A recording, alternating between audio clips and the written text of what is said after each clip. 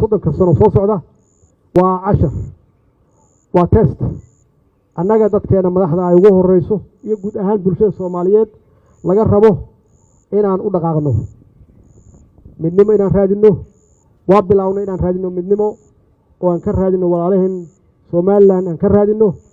muddaan ka shaqeynay ilaahay waa nagu guuleeyay waxaan rajeynayaa in wada hadalkaasi uu noqdo mid miro dhal ah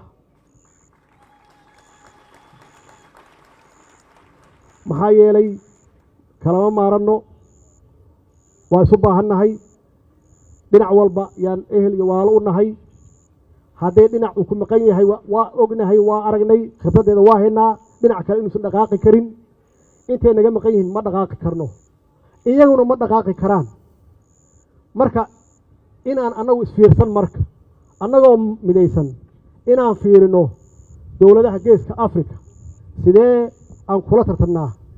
dhaqaalaha iskaashiga hadda ka bilowday geeska Afrika ilaa kulama tartami karno annagoo qaybsan kulama tartami karno adduunku waxa dhashay globalization wax la yiraahdo geeska Afrika waxa ka bilowday iskaashi dhaqaale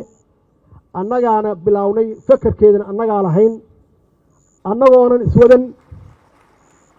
faan maaha waa wax dhaba annaga ka iibinay annaga u tagnay xaqiiqatan markii ugu horeysay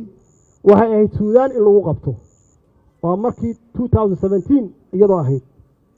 waa socon weydi waa noo socotay markii dambe waa hawl bilaabatay shaqo bilaabatay weey waxay ogaadeen geeska Afrika dawladaha ku yaala in la isu baahan yahay in dawlad kaligeed istaagnaan karin waxay ogaadeen colaadii iyo dhibaatadii ka jirtay inaan la wadi karin in maanta iyo wixii ka dambeeya loo baxo economic development inaan horumarino shacabkeena faqriga inaan kala dagaalno wax alla wixii conflict ahaa